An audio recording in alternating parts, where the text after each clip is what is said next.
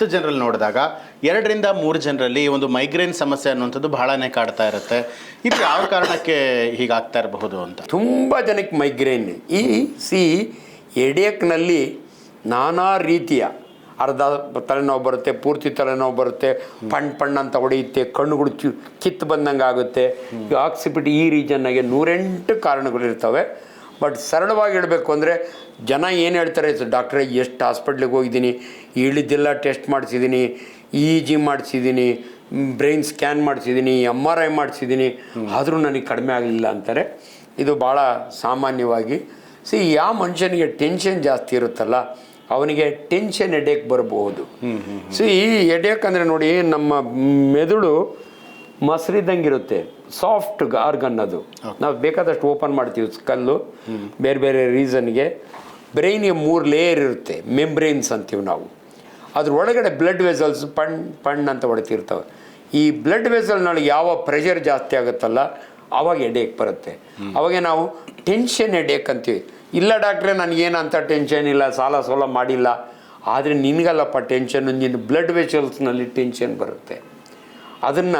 ಅದಕ್ಕೆ ಅನೇಕ ಮಾತ್ರೆಗಳಿದ್ದಾವೆ ಇವತ್ತು. ವ್ಯಾಸೋಗ್ರೈನ್ ಅಂತ ಒಂದು ಮಾತ್ರೆ ಇದೆ, 108 ಮಾತ್ರೆಗಳಿದ್ದಾವೆ.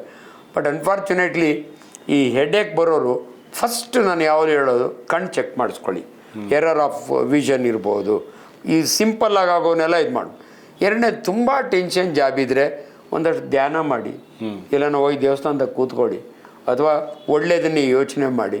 ಬಟ್ ನಮಗೆ ಭಾಳ ಇಂಪಾರ್ಟೆಂಟ್ ಏನಂದರೆ, ಒಂದೊಂದು ಸಾರಿ ಸ್ಪೇಸ್ ಆಕ್ಯುಪೈಯಿಂಗ್ ಲೀಷನ್ ಅಂತೀವಿ ನಾವು. ಬ್ರೈನ್ನಲ್ಲಿ ಟ್ಯೂಮರ್ ಇರ್ಬೋದು. ಬ್ರೈನ್ನಲ್ಲಿ ನಿಮ್ಗೆ ಆಶ್ಚರ್ಯ ಆಗುತ್ತೆ, ನನ್ನ ಹತ್ರ ಒಂದು ಹುಡುಗಿ ಬರ್ತಾಳೆ, ಹೆಡೇಕ್ ಅಂದರೆ ಹೆಡೇಕು, 16 ವರ್ಷದ ಹುಡುಗಿ. ಅವಳಿಗೆ ಹೆಡೇಕ್ ಅಷ್ಟೇ ಅಲ್ಲ, ವಾಂತಿ ಮಾಡ್ತಾಳೆ. ಸೊ ನಾವು ಕೇಳೋ ಪ್ರಶ್ನೆಗಳು ಹೆಂಗಿರ್ತವೆ ಅಂದರೆ, ಅಮ್ಮ ನೀವು ವೆಜಿಟೇರಿಯನ್ಸೋ ನಾನ್ ವೆಜ್? ಇಲ್ಲ ಡಾಕ್ಟ್ರೆ, ನಾವು ಗೌಡ್ರು ಮಟನ್ ಎಲ್ಲ ತಿಂತೀವಿ, ಕೋಳಿ ತಿಂತೀವಿ. ನೆಕ್ಸ್ಟ್ ಕ್ವಶನ್, ಅಮ್ಮ ಮಗಳು ನಿಂತಿದ್ದಾಳೆ, ಅಮ್ಮ ನೀವು ಹಂದಿ ಮಾಂಸ ತಿಂತೀರಾ? ಹಂದಿ ಮಾಂಸ ತಿನ್ನೋರು ತಿಂತಾರೆ, ಎದುರ್ಕೋತಾರೆ, ಅಂದ್ರೆ ನಾಚಿಕ್ಕೋತಾರೆ, ಹಂದಿ ತಿನ್ನೋರ ಅಂತಾರೆ ಅಂದ್ಬಿಟ್ಟು ಎಸಿಟೇಟ್ ಮಾಡ್ತಾಯಿದ್ರು. ನಾನು ಕರೆಕ್ಟಾಗಿ ನೋಡಮ್ಮ, ಡಾಕ್ಟ್ರಾಗಿ ಕೇಳ್ತಾ ಇದ್ದೀನಿ, ನಾನು ಗೌಡ ನೀವು ಗೌಡ್ರೇನೆ, ಕರೆಕ್ಟಾಗಿ ಹೇಳು ಅಂತ. ಆವಾಗ ಆ ಹುಡುಗಿ ಹೇಳಿದ್ಲು, ಅಂಕಲ್ ನಾನು ನಮ್ಮ ಅಪ್ಪ ಇಬ್ಬರು ತಿಂತೀವಿ, ನಮ್ಮಮ್ಮ ತಿನ್ನಲ್ಲ.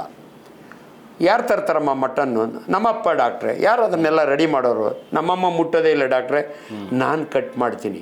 ಕಟ್ ಮಾಡೋವಾಗೆ ನೀವು ಹಂದಿ ಮಾಂಸ ನೋಡಿದಿರೋ ಇಲ್ಲ ನಂಗೆ ಗೊತ್ತಿಲ್ಲ, ಇಲ್ಲಿ ಹ್ಯಾಮ್ ಶಾಪ್ ಇದೆ, ನನ್ನ ಸ್ಟೂಡೆಂಟ್ದು, ಅದು MG ರೋಡ್ನಾಗಿದೆ. ಅದು ಈ ಸ್ಕಿನ್ ಕೆಳಗಡೆ ಫ್ಯಾಟ್ ಇರುತ್ತೆ ಇಷ್ಟಾಗಲ್ಲ, ಅದ್ರ ಕೆಳಗಡೆ ಇದಿರುತ್ತೆ. ಇದನ್ನು ಬಾರು ಅಂತಾರೆ ಕನ್ನಡದಲ್ಲಿ, ಹಂದಿ ಬಾರು ಅಂತಾರೆ. ಅದನ್ನು ಕಟ್ ಮಾಡೋವಾಗೆ ಅವಳು ಎಷ್ಟು ಚೆನ್ನಾಗಿ ಹೇಳಿದ್ಲು ಅಂದರೆ, ಅಂಕಲ್ ಕಟ್ ಮಾಡೋವಾಗೆ ನಾನು ಅದನ್ನು ಕವರ್ಕೊಂಡು ತಿಂತೀನಿ ಅಂದ್ಲು. ಕೊಬ್ಬರಿ ಇದ್ದಂಗಿರುತ್ತೆ, ಹಸಿ ಅವಾಗ ಗೊತ್ತಾಗೋಯ್ತು ನನಗೆ. ಇಮ್ಮಿಡಿಯೇಟ್ಲಿ ಇವಳು ಹಂದಿ ಮಾಂಸ ಹಸಿ ತಿಂದಿದ್ದರಿಂದ ಬ್ರೈನ್ನೊಳಗೆ ಒಂದು ಸಿಸ್ಟ್ ಇರುತ್ತೆ. ಇಮ್ಮಿಡಿಯೇಟ್ಲಿ CT ಮಾಡಿಸ್ತೀನಿ, ಈ ಕಡೆ ಇಷ್ಟಪ್ಪ ಸಿಸ್ಟ್ ಒಳಗಡೆ, ಬ್ರೈನ್ ಒಳಗಡೆ. ಅದು ಸ್ಪೇಸ್ ಆಕ್ಯುಪೈಯಿಂಗ್ ಅಂತ. ಬ್ರೈನ್ಗೆ ಈಗ ನೋಡಿ, ಇಲ್ಲಿ ಏನೋ ಊದ್ಕೊಂಡ್ರೆ ಹಂಗೆ ಊದ್ಕೋತದೆ, ಬ್ರೈನ್ ಏನೋ ಊದ್ಕೊಂಡ್ರೆ ತಡೀತದೆ ಬೋನು. ಯಾವಾಗ ಅಲ್ಲಿ ಇತ್ತಲ್ಲ ಫಣ ಅಂತದ್ದು ತಲೆನೋವು, ಫಿಟ್ಸ್ ಬರುತ್ತೆ ಅವಳಿಗೆ. ಎಷ್ಟು ಇಂಪಾರ್ಟೆಂಟು ನಮ್ಮ ಮೆಡಿಕಲ್ ಜ್ಞಾನ ಅನ್ನೋದಕ್ಕೆ. ಅದಕ್ಕೆ ಆ ಸಮಯದಲ್ಲಿ 2 ಮಾತು ಹೇಳ್ತೀನಿ ನಾನು ಅವ್ರಿಗೆ, ದಯವಿಟ್ಟು ಹಂದಿ ಮಾಂಸ ತಿನ್ನೋರು ತಿನ್ಕೊಳ್ಳಿ ಪರವಾಗಿಲ್ಲ, ಆದರೆ ಚೆನ್ನಾಗಿ ಬೇಯಿಸ್ದಿರ ಹಂದಿ ಮಾಂಸ ತಿನ್ನಬಾರ್ದು. ನೀವು ಹಂದಿ ಮಾಂಸ ಅಷ್ಟೇ ಅಲ್ಲ, vegetables. Leander Paes international tennis player, ಅವನಿಗಾಗಿತ್ತು ಗೊತ್ತಾ ನಿಮಗೆ? ಅವನು ಆ್ಯಕ್ಚುಲಿ ಪ್ಯೂರ್ಲಿ ವೆಜಿಟೇರಿಯನ್ ಅಂತ ನನಗೆ ಗೊತ್ತಿರಲಿಲ್ಲ, ಆಮೇಲೆ ಗೊತ್ತಾಯಿತು. 5 ಸ್ಟಾರ್ ಹೋಟ್ಲಾಗೆ ತಿಂತಾನೆ. ಇವನಿಗೆ ಹೆಂಗಾಯಿತು ಹಂದಿದು? ಹಂದಿ ಎಲ್ಲೆಲ್ಲ ಸಂಡಾಸ್ ಮಾಡಿರುತ್ತಲ್ಲ, ಹಂದಿ ಗೊಬ್ಬರನ ತರಕಾರಿ ಬೆಳೆಯೋಕೆ ಹಾಕಿರ್ತಾರಲ್ಲ, ಈ 5 ಸ್ಟಾರ್ನವ್ರು ಏನು ಚೆನ್ನಾಗಿ ತೊಳಿತೀರ ಅಂತ ಅನ್ಕೋಬೇಡಿ, ನಿಮ್ಮನೆ ತೊಳೆದಂಗೆ. ಅವ್ನು ನೋಡೋಕೆ ಒಂದು ಗ್ಲೌಸ್ ಹಾಕ್ಕೊಂಡಿರ್ತಾನೆ ಅಷ್ಟೇ. ಇವನು ಈ ಸೌತೆಕಾಯಿ ತಿಂದಿದ್ದಾನೆ, 2-3 ಕಡೆ ತಿಂತಾನೆ ಇರ್ತಾರೆ. ಅದರೊಳಗಿರೋ ಮೊಟ್ಟೆ ಇವನು ಹೊಟ್ಟೆ ಒಳಗೆ ಹೋಗಿ, ಅಲ್ಲಿಂದ ಬ್ಲಡ್ಗೆ ಹೋಗಿ ತಲೆಗೆ ಹೋಗಿ ಇಷ್ಟಪ್ಪ ಸಿಸ್ಟರ್ ಕೋರ್ಸಸ್ ಆಗಿತ್ತು. ಸೊ ಇದು ಹಂದಿಯಿಂದ ಬರುವಂಥ ಕಾಯಿಲೆ. ಇದನ್ನು ನಾವು ಎಷ್ಟು ಸುಲಭನ ಟ್ರೀಟ್ ಮಾಡ್ತೀವಿ ಅಂದರೆ, ಆಲ್ಬೆಂಡಜೋಲ್ ಮಾತ್ರೆ, ಡಿವರ್ಮಿಂಗ್ ಅಂತೀವಿ. 20 ದಿನ ಆಲ್ಬೆಂಡಜೋಲ್ ಮಾತ್ರೆ ಡೈಲಿ ಒಂದು ಕೊಟ್ಟರೆ ಅವಳು ಚೆನ್ನಾಗಾಗ್ಬಿಟ್ಲು.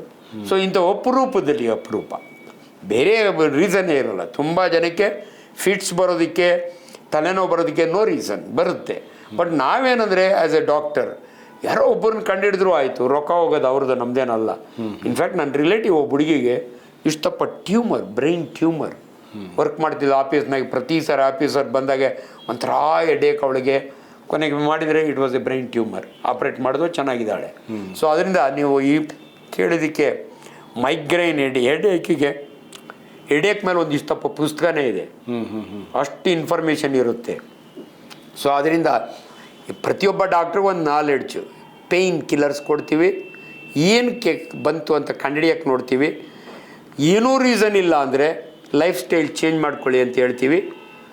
ಆಮೇಲೆ ಆ ಟೈಮ್ಗೆ ರಿಲೀಫ್ ತುಂಬ ಡ್ರಗ್ಸ್ ಇದ್ದಾವೆ, ವ್ಯಾಸೋಗ್ರೇನ್, ಗ್ರೇನಿಲ್, ಇವೆಲ್ಲ. ಪ್ಯಾರಾಸಿಟಮಾಲ್ ಅಲ್ಟಿಮೇಟ್ಲಿ ನಾವು ಹೇಳೋದು ಪ್ಯಾರಾಸಿಟಮಾಲ್ ಮಾತ್ರೆ ತೊಗೊಂಡ್ರೆ ಕಡಿಮೆ ಆಗುತ್ತೆ. ಬಂದಾಗ ತೊಗೊಳ್ಳಿ, ಸುಮ್ಮನಿರಿ ಅಂತ ಹೇಳ್ತೀವಿ. ವೈದ್ಯೋ ನಾರಾಯಣೋ